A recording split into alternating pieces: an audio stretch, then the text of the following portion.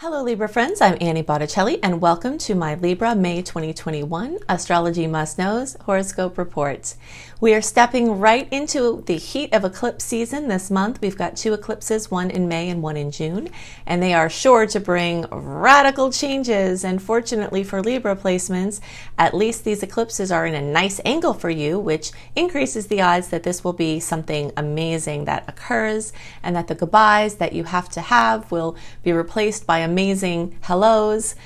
And we are going to talk lots about the eclipses so that you can understand all of what is coming. But we're going to talk about some other things too. So here is my list in order of the things we're going to discuss. The first thing we're going to do is talk about things to celebrate for Libras besides the nice eclipse angles. We're also going to talk about some things for Libras to watch out for this month. We're going to talk about some strategies that are short and long-term strategies for Libras. You may or may not know that I have, besides being an astrologer for almost 20 years, I've also been a coach for the same amount of time. And I have also trained coaches and astrologers for close to that amount of time as well. And as such, I can't separate my coaching from my astrology because it's just all worked in there. So I have always been working these in, but I'm going to directly call it out and tell you that I'm going to add some strategy to help you balance out some of the ways that your Libra placements, the way you're wired, can cause you some issues and how you can make them better. Okay, so we're going to include that. Then we'll get to understanding the eclipse cycles, how they work, this particular eclipse cycle. Then we'll talk about the specifics of what areas of life are being accentuated for you with this cycle. And we'll also talk about which of you are in the closest range for the most positive outcomes from the nice angle of the eclipse. And then I'll direct you to some other resources that I've created to further your knowledge about the eclipses. Okay, so as usual, we're going to cover a lot. We have a longer version of this video this month because the eclipses are just so radical that it warrants the extra time to give you this information. Okay, so let's start with this list of what things are there to celebrate for Libras. Well, the first thing is that we've got a massive showing of energy in Gemini. So whenever this happens, of course, Gemini is a fellow air sign. I always like to talk about the elements of speaking a certain language, and the other air placements speak a language that Libra understands. So even though we think about April as being dominated by the sun, May being dominated by the sun being in Taurus, this particular month and year, we're going to have more Gemini energy because that's kind of overshadow that Taurus energy. And for Libras, that's actually a really good thing because Gemini energies make a much better angle for you than those Taurus placements. But we'll talk about the Taurus energies in the what to watch for section, but just kind of making a comparison. And the reason this is because Mercury and Venus, which were in Taurus, are leaving Taurus, going into Gemini early in May. So that means that the influence of the Gemini is going to start from very close to the beginning, and it will just get stronger as the month goes on. So that is a lot to celebrate because, of course, those trines give you kisses, and those kisses can come in any number of uncountable ways, including ease and grace and blessings and boost to your finances and health, and it can come in any way, shape, or form.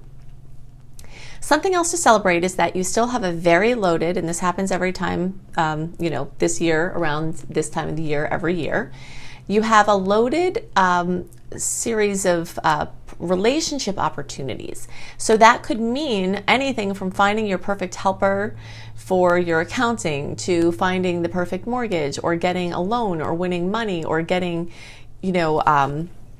capital investments, inheritances getting straightened out, anything like this.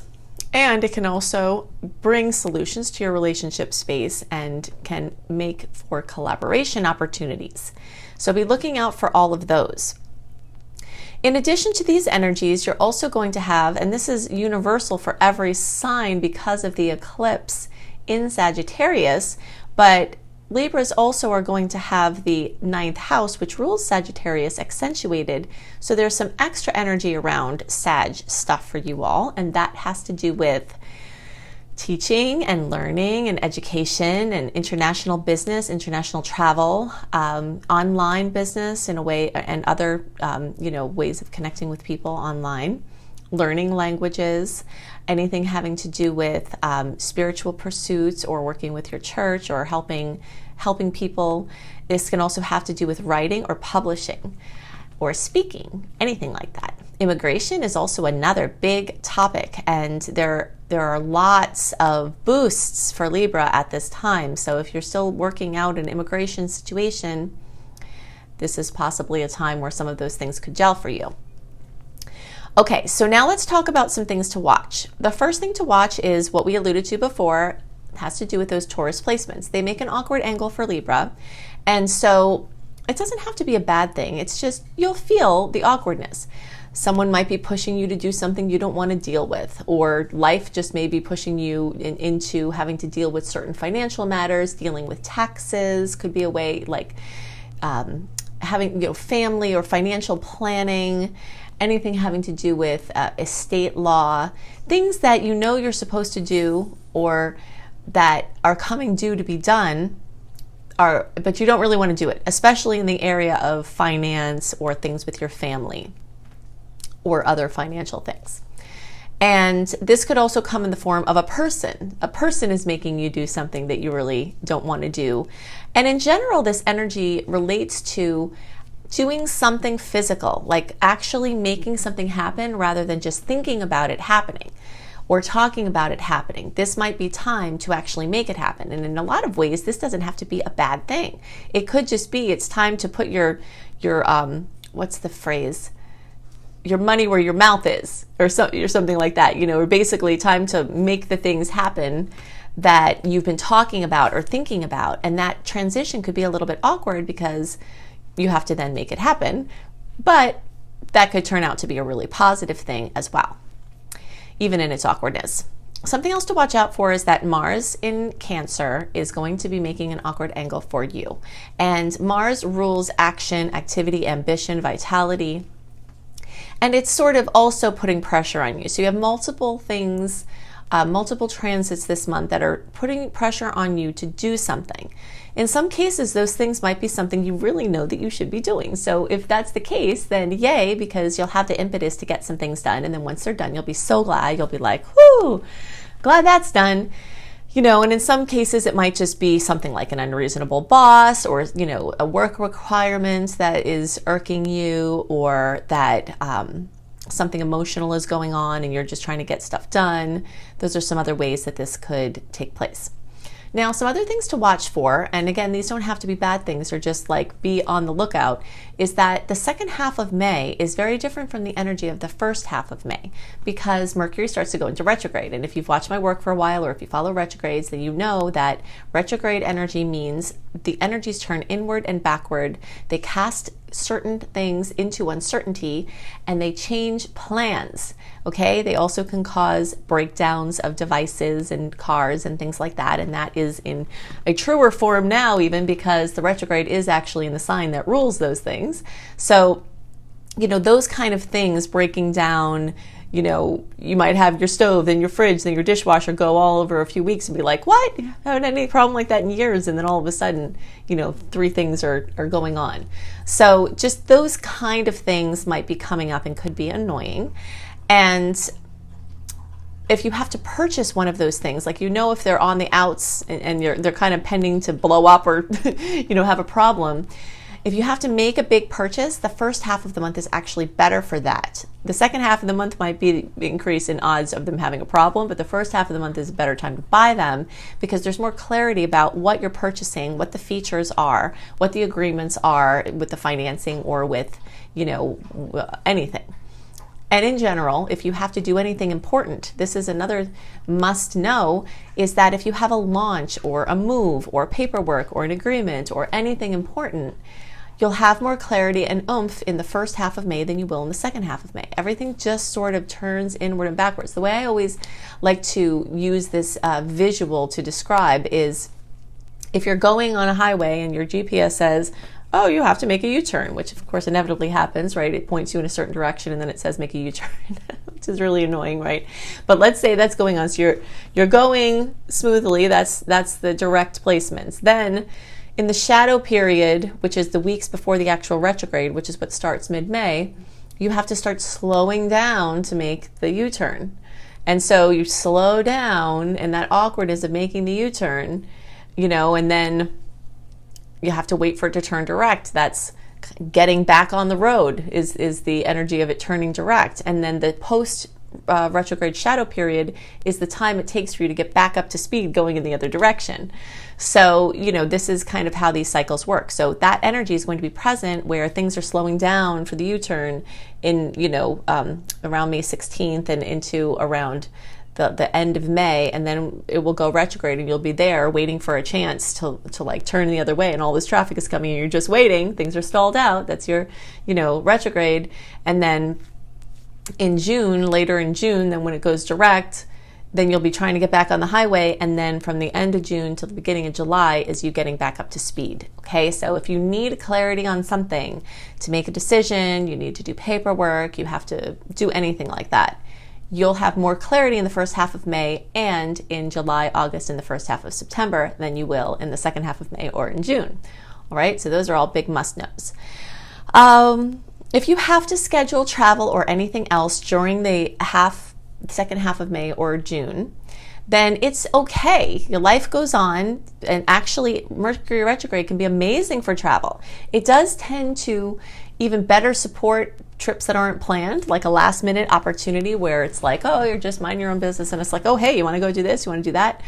It really is supported or supports flexibility in your plans, like not having this has to be like this and everything is crunch time and has to look like this. Mercury retrograde doesn't work very well in that way. Also, there are lots of changes. I had to make plans because of something going on with my husband's family at the end of May, and Mercury is going to be in retrograde. And already those flights have been changed twice by the airline, which I expected, right? Because I know this, but I was looking out for it. And if I weren't, I might have missed the emails and so forth. So, you just have to know and look for the gate changes, the flight changes, the, things that go on with your car last minute, and expect it and be prepared for it. And then you can actually have amazing travel at this time. And the world is opening up, as I've been saying in the, late March and April, and true to what I had said, because I always post these early, I knew from the stars that things would start to be opening up in the second half of March and in April. And you will see that that is continuing to happen. And May is going to bring a ton of travel for people, whether it's local or whether it's long distance. And, that might not be true for every single person. Of course, it's going to manifest in different ways. But for those of you who aren't traveling, you might find writing projects, wrapping up unfinished business, things that you had piles of, clearing clutter, finishing unfinished projects at your house, running around locally, having some local adventures. Just kind of, it's a very busy, restless, moving around type of energy that happens to flow really well for you. Now, if you are remember I talked about these trines, Mercury is going to be one of those planets that is making that trine. And if you are between 16 degrees and 24 degrees, or if your birthday is, say, around October 6th through October 18th or so, then you're going to be getting 3 kisses from the Mercury retrograde, because it will go make a kiss, go retrograde, make a kiss, and then go direct again. So hopefully you're in that bucket. And a lot of things from the past for all Libras. So blessings from the past, people showing up from the past, projects from the past, things like that will start to take center stage, especially in the second half of May. Now, I talked about wanting to help you with some strategies, and one of these strategies that I want to talk about for Libra has to do with balancing opposites. Libra energy is a side that is always finding themselves, or is a sign that is always finding themselves in the middle of things. They're trying to be a peacemaker. They're trying to, balance an imbalance. If someone has a strong opinion about something, even if you agree with them, you might play the devil's advocate just to kind of look at all sides. There's a mental loop in seeing this side, that side, this side, that side. And in general, Libras are very good at seeing how somebody else might be experiencing something. But this this seeking to balance the opposites can make you crazy. Like, you're swinging around in your head and you're trying to see this and you're trying to do that and you're trying to please that person, you're trying to do your thing, and it's like a pendulum swinging back and forth, never finding its center. So for Libras to find their center more and have more peace within relationships, exercises with balancing opposites are really helpful. And of course, yoga is, a natural go-to. But besides that, there is this beautiful exercise, and I highly recommend you get this book. This woman has really influenced me. Her name is Leslie Temple Thurston. Her book is called Marriage of Spirit. You can get it on Amazon. They have some used copies. It's a hardcover book, so it's a little more expensive. It's like $25, but I have seen used copies on there that you can get for less. And in the first section, in the first part of section 2, you don't even have to read the book. I recommend you read it, but you don't even have to. You can get the book, open up to section 2, and look at this exercise called polarities. And so just a basic gist of this is you write down, like if you have a charge or have issue or have something coming up, you write down the phrases or words that are charging you. So like, let's say you had an altercation with somebody and they're annoying you, or let's say you're stressed because you're trying to be the peacemaker. Write the words or phrases like trying to keep peace, aggravated, distracted, whatever words or phrases describe your issue, write them on the left side of a page, and then start to find their opposites. And you can use a thesaurus for this, because your opposite to a certain word might not be somebody else's opposite, and you might be looking for perfect words, but something happens, and I've had this happen it's happened so many times. I've been using this book, I've had it on my nightstand for almost 17 years, and it never falls short in helping me. And it's good for clearing stuff from the past, it's good for just keeping your energy field clear. So you write the opposites, and sometimes just in finding the perfect opposite, you're start to feel some freedom and a shift of just something binding and clearing and pulling you more into that center. And she's got some other prayers and offerings that you can do along to enhance this, and some other visuals and things like that you can see in the book. But you can do just this pairing of the opposites and basically just ask Spirit to free you from the pendulum swinging back and forth, and ask you to pull into your center. So this is a strategy for Libras that could be very helpful, whether you're working on something specific or just in general. Okay, so now let's look at the eclipse cycles, understand those better, talk more about the Sagittarius and Gemini general implications, and then we'll get to what areas of life are going to be accentuated from these for your particular placement. The reason why I focus so much on eclipses during eclipse time is because they bring radical change, crazy trajectory shifts where you're going in one direction, then all of a sudden, almost overnight, you're heading in a completely different direction. Dramatic endings, exciting new beginnings, clearing up of karma in a major way where you feel like, wow, something has occurred and now certain patterns are just behind you, and brand new ways of being open up. It's a very exciting time. It can also be a very stressful time, and some of the changes that come are not welcome. Some of the changes that come are things that you've been trying to manifest for sometimes your whole life. And so it's just a very, very powerful time of extreme energies. The principle in physics that talks about matter never being created nor destroyed, that it simply changes form, is very evident at eclipse time. And we can see it happening in some common things, like for instance, a grandparent passes away and a grandchild is born, or something notable goes on like that type of thing. Somebody retires, but then they start their post-retirement new project, and it's like the energy of what is removed doesn't leave, it just changes into this other form in this brilliant new beginning. And so you will either be a person who is having that happen in this, especially May-June time frame, or you'll be a person who's watching people around you have crazy things going on, and in some cases holding space for them, because it can be, even positive changes can be pretty stressful or a lot to take in as you're going through a major transition. And a lot of times, if you're not the person going through that change, you're holding space for the other person, meaning you're there for them, you're holding their hand through it, or you're assisting them in some way. You can usually tell if you're going to be the person who's going through the changes or the person holding the space by the degree to which the sign and degree of the eclipse hits your personal planets. But since we have so many personal planets, we can't do that justice in general readings, but we can talk about some of that, which I tend to do, in the horoscopes. But some people go through both of it, where they're holding space for other people who are going through a lot, and they themselves are going through a lot of change. Okay, so those are some must-knows. Now, just to give you a little perspective about this particular eclipse cycle, the Sagittarius-Gemini eclipse cycle. The last time we had this eclipse cycle was March 2011 through August 2012. And now it started again on May 2020 through January 2022. So it doesn't mean that everything that happened between March 2011 and August 2012 will occur again. It means that the things that occurred in that time that were related to the signs or houses that were accented for you are going to be themes that come up again. If something bad happened then, it doesn't mean something bad will happen now.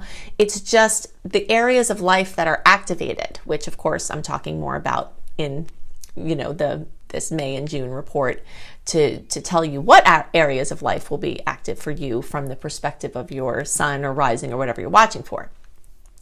But in general, you can think back to that time and then notice what similar themes started to come up again, around May of 2020 that have been going on. Now, the other must know about eclipses is it's like an eclipse cycle has several periods of time where there is the eclipse season, where everything gets heated up and right in the forefront, and then it kind of fades into the backdrop. And then the eclipse season happens again every 6 months. This goes on.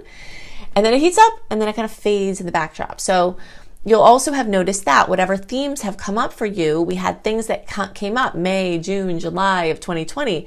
It's kind of like a pot boiling. The eclipses in the astrological perspective are not like they are in the astronomical perspective. From the astronomical perspective, they happen at that time and they're done. From the astrological perspective, there's this cycle that's working in the backdrop and it's working on areas of your life and it's active and then it fades in the backdrop and it's active. Okay, so this is how I like to see this, is that in May of last year of 2020, we had the heat go up.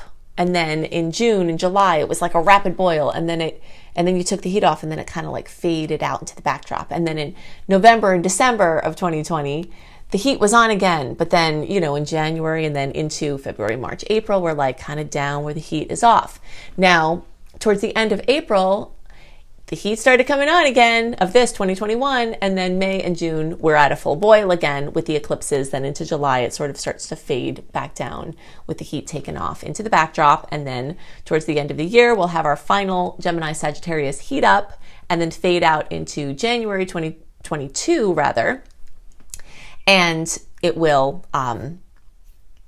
be done and we'll be on to the next cycle. Okay, so in general, anything involving cars, transportation, including, guarding yourself while you're driving. You have to be extra careful during Gemini and Sagittarius eclipse cycles because it tends to highlight transportation. And so that can bring, accidents or things with cars or vehicles or walking or your mobility. You don't have to be afraid. It's just to become more aware. So anything having to do with how we share information and how we take in information and how we share it.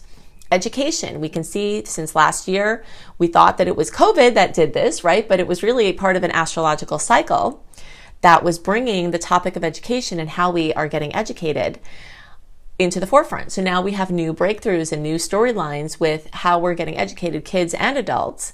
Also, how we're commuting or not commuting to work. So you can see as of, the spring of 2020, the fall for those of you down under, and now in the spring of 2021, in the fall for those of you down under, where we're back in this, okay, what are we going to do with the kids in school? Who's going to wind up staying home? What are we doing with work? People are working from home. All of this is very much related to this eclipse cycle. It's more related to this eclipse cycle than it is COVID. COVID is part of the storyline, but COVID is also astrological. And if you want more information about that, search for Annie Botticelli coronavirus and watch my very in-depth video talking about how astrological cycles are really at the source of the things that we think are related to COVID. COVID is part of the astrology, not the cause of everything that's going on. So in any case, we will see things involving international topics. Immigration has been a very hot topic since last year, especially. And we're seeing the storylines of that unfold. Anything having to do with relationships with different countries and our international business. All of that is very much related to the eclipse cycle of the Sagittarius Gemini. So all signs will be seeing those storylines heating up into the forefront. Something else that is a major must know about eclipse time and eclipses in general is that the eclipse cycle matches the North and South node transit. So for those of you who know about North and South nodes, maybe you didn't know that there was a direct relationship between the eclipse cycle and the North and South nodes. They're both running along the ecliptic.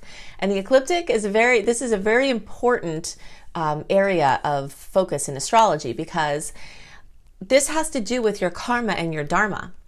So the difficult patterns that you brought in, whether it was through your own soul's, behaviors and journey, or whether it was through ancestral things that have gone on in your particular DNA, or whether it's the human consciousness that's undergoing evolution, all of those karmic pieces are represented in the South Node energies. And then the North Node energies speak to our highest expression this lifetime, our highest evolution, our dharma, what we came here to do. So eclipse time always is very rich with opportunities to clear karma, clear old patterns, clear programming that's not working, and set up new wiring, solidify the trace of a suggestion that's sitting there waiting to be actualized in the form of our highest destiny, taking steps into making those pathways be solid and more of your norm. So it's very much a time where you have opportunities to step into your highest expression in major ways and let go of major old patterns and become revitalized and have your life just opened up in ways that you've only dreamed of. So it's a very exciting time. I mean, what is there in the mind of the seeker that could be more important than stepping into your highest destiny and your highest expression this lifetime, right? And so the eclipses bring us on there, fate points, fate meetings, fate, endings, divine, destined, or fated endings, fated beginnings, things that have that sense of like, wow, this is really fated here. This is really destined. You'll feel that the energy of synchronicity moving you in these magical, ways that you can't, you have to acknowledge that, wow, obviously there's something else at work here. It's a very magical time, and it's a very intense time, and your nervous system will be under duress, and you'll probably need more sleep, but it may be harder to sleep, and you might need more of your nervous system support and your adrenal support, and those are ways that you can really maximize this time, because the better rested you are and the more your body has the nutrition that it needs, the easier it is for you to manage what's going on. Sometimes someone will say, well, what do these supplements and these things you talk about have to do with astrology? And in my mind, they have everything to do with astrology, because if you're trying to have the best possible experience, and you know that there are intense times coming, how you experience those intense times is going to be affected tremendously by the state of your adrenals and the state of the rest of your whole nervous system and your other systems. So if they are working well and well supported, then as the stresses come, it's easier for you to step into your superhero self and have an easier experience of the challenges that come. And the challenges, like I said, could be super positive, but still challenges just the same. Like, let's say someone buys their, dream house, and that certainly could happen now. Well, the leaving of the old house, the actual move, the logistics, there is stress involved even in the best of changes. And those are the types of things that are going to be occurring in this May-June timeframe in a very big way. Okay, so now you have a really good grounding in the energy of eclipses, the cycles, the years that we're looking at from the past for reference, where we're at now. and some manifestations of the Sag Gemini eclipses. I recommend that you see my videos.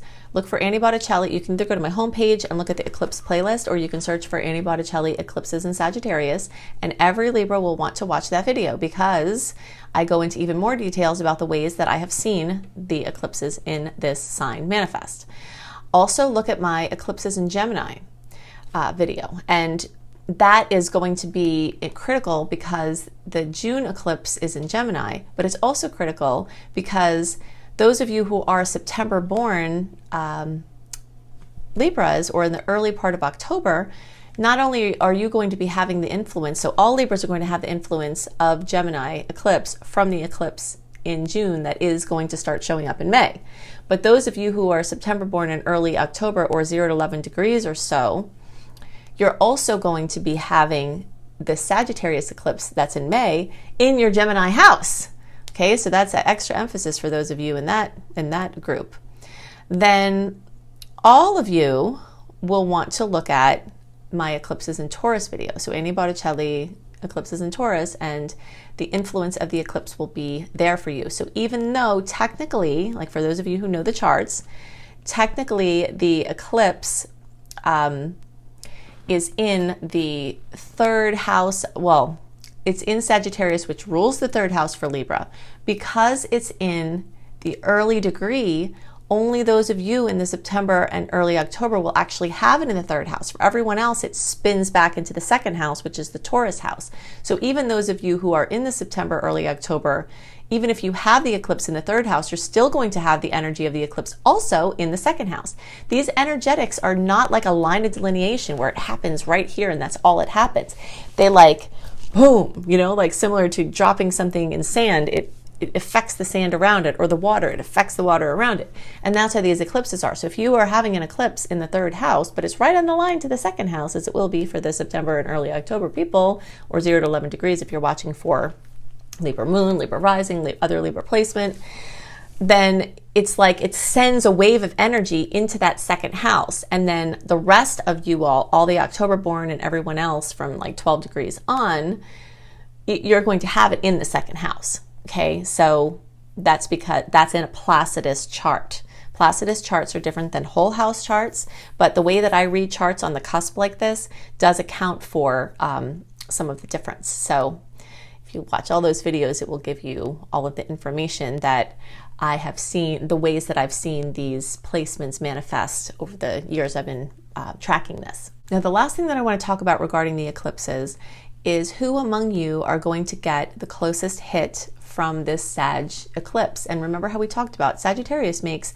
a favorable angle for Libra placement. So this is a potential positive boost. Now always keep in mind when we're talking about one particular point in your chart, which we do in horoscope readings, we can't see everything else that you have. You could be having a sweet aspect with the placement that we're talking about in the horoscope, and you could have a difficult aspect in another placement that could bring challenges that we can't see looking at this one specific point.